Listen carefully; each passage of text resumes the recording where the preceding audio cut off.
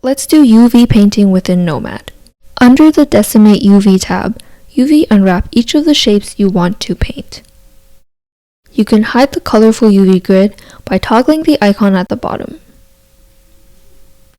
Subdivide a few times so that there are enough vertices for high-resolution paint.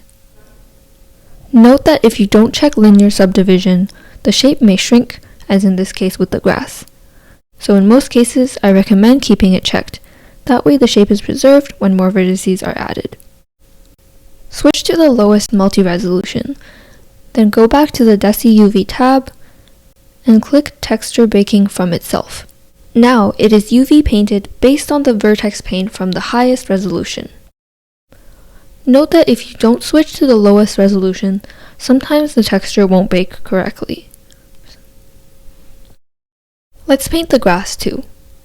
So how can we check for the UV paint? In the overall scene settings, there are two checkboxes: Use Textures and Show Painting. Use Textures will show you the UV paint, while Show Painting will show you the vertex paint. Where is the old vertex paint?